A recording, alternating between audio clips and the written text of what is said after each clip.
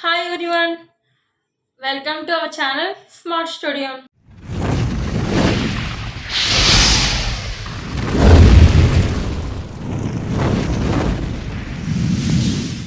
మనం లాస్ట్ క్లాస్లో animal dishes ఎన్ని రకాలు, వాటి యొక్క ఫంక్షన్స్ ఏంటి, అవి ఎలా వర్క్ చేస్తాయి అన్నీ కూడా తెలుసుకున్నాం.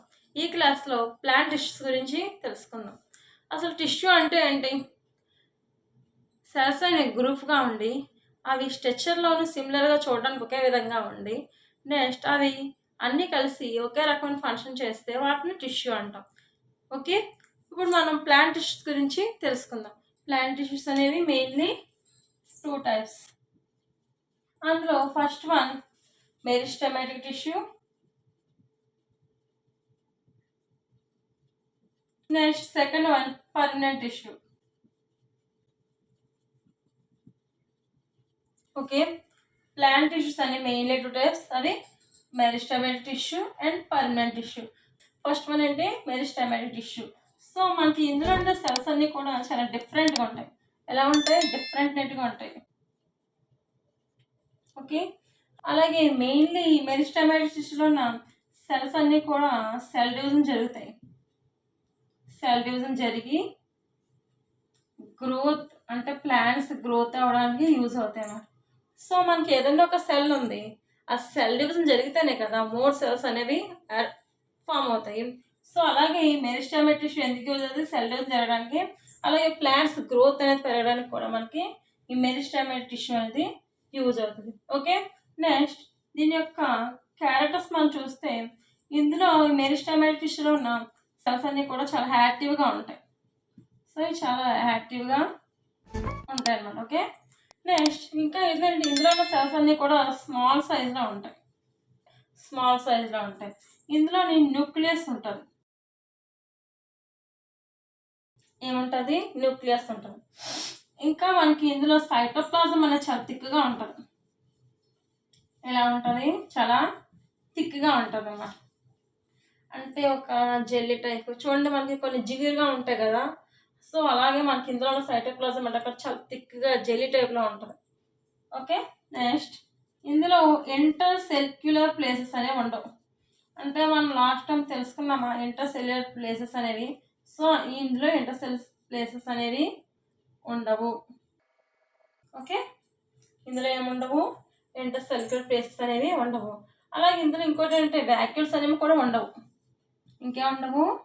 వ్యాక్యూల్స్ కూడా ఉండవు. ఓకే, నెక్స్ట్ మనకి మెరిస్టెమాటిక్ టిష్యూ ఏ పార్ట్స్లో ఉంటాయంటే మెయిన్లీ మనకి ఎక్కడెక్కడ ఉంటాయంటే చూడండి, రూట్స్, ఇంకా అలాగే షూట్స్.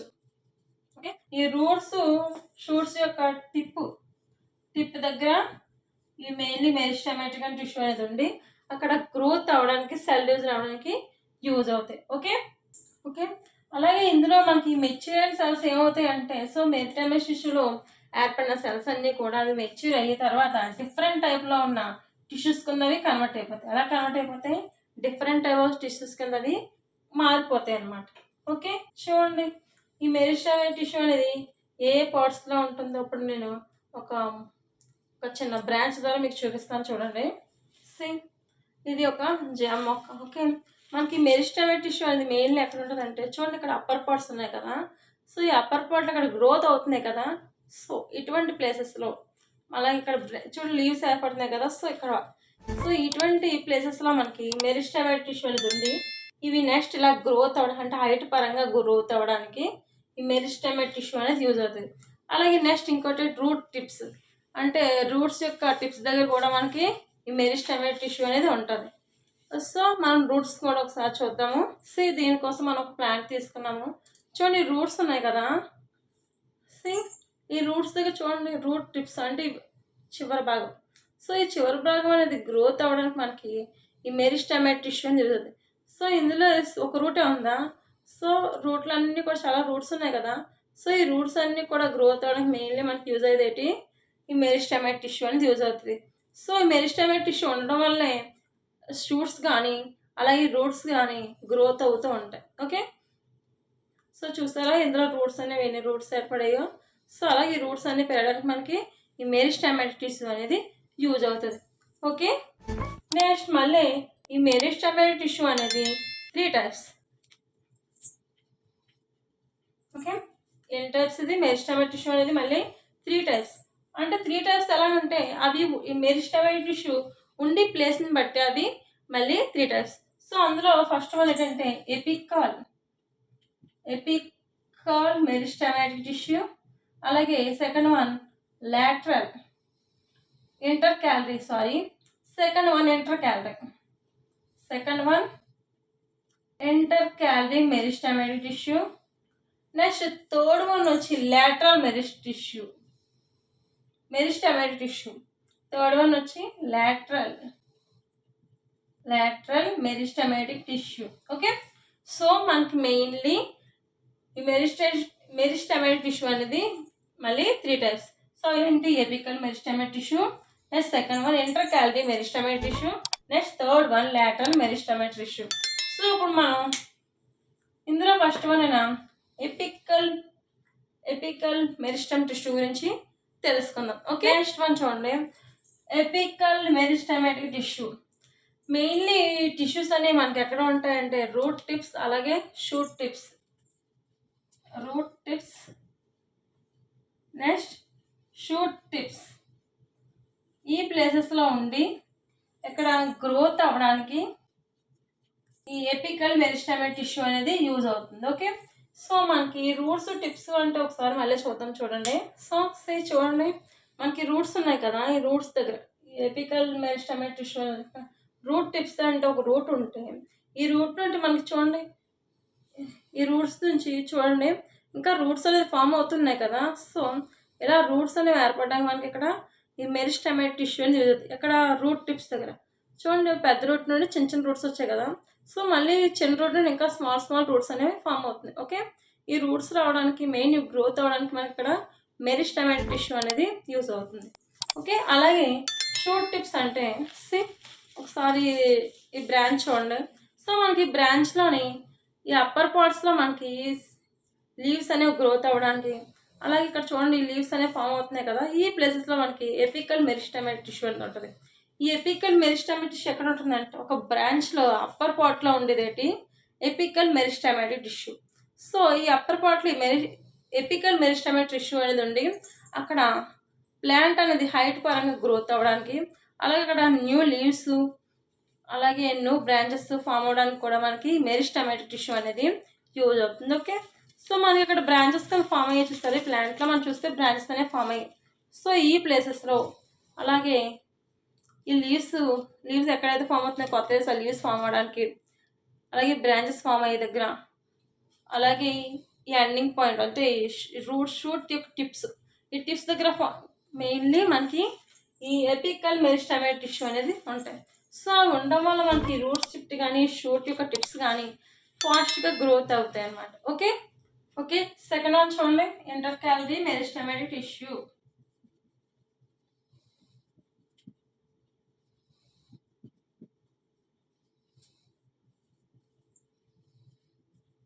ఇంటర్కాలరీ meristematic tissue.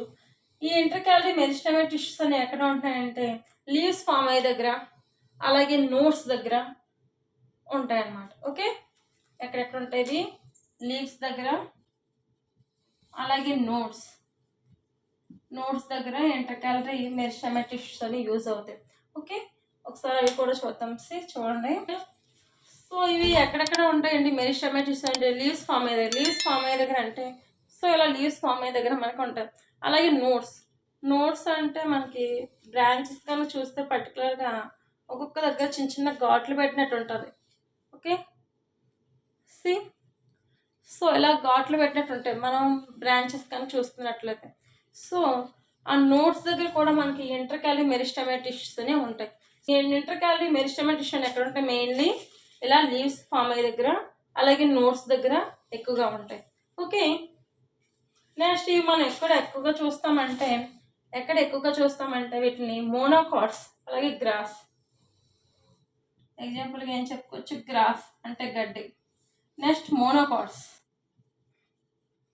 ఓకే, మనం డైకాట్స్ మోనోకాట్స్ అని ప్లాంట్స్ 2 టైప్స్ ఉంటాయి అన్నమాట. ఓకే, అందులో మోనోకాట్స్లో కూడా మనం ఇంటర్కాలరీ మెరిస్టమేటిక్ టిష్యూస్ అనేవి చూడొచ్చు. ఓకే, మోనోకాట్స్ అంటే ఏం లేదు, జస్ట్ సింగిల్ అనమాట. సింగిల్ సీడ్ ద్వారా మనకి ప్లాంట్స్ ఏవైతే ఫామ్ అవుతాయో వాటిని మోనోకాట్స్ అంటారు. ఓకే, మనకు ఇప్పుడు పీనట్ ఉందనుకోండి, సపోజ్ పీనట్లో ఎన్ని ఉంటాయి? సో ఇలా 2 ఉంటాయి కదా కార్డ్స్. ఇలా 2 కార్డ్స్ ఉంటే దీన్ని కవర్ చేస్తూ కోటింగ్ ఉంటుంది పీనట్స్లో. సో అలా ఉంటే వాటిని ఏమంటాం? డైకాట్ అంటాం. ఏమంటాం? డైకాట్ అంటాం.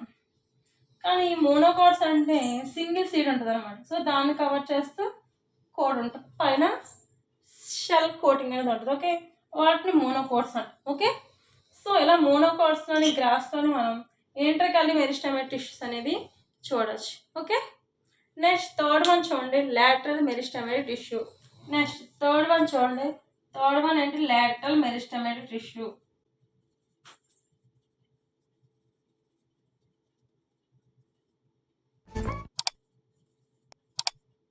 సో థర్డ్ వన్ ఏంటి?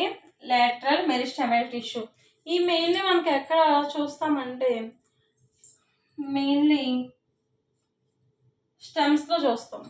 ఎక్కడ చూస్తాం? మెయిన్లీ మనకి స్టెమ్స్ దగ్గర చూస్తాం.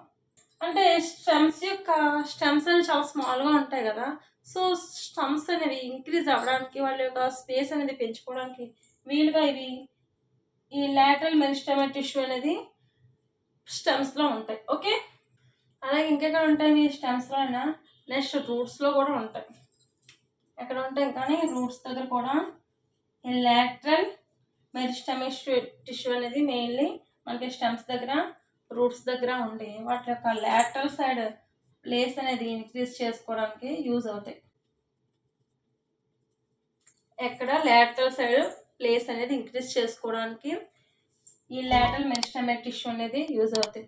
సో మరి ఎక్కడుంటే ఒకసారి మనం ఒక బ్రాంచ్లో చూద్దాము. చూడండి, మనకి ఇది ఒక కరివేపాకు కొమ్మ, అవునా?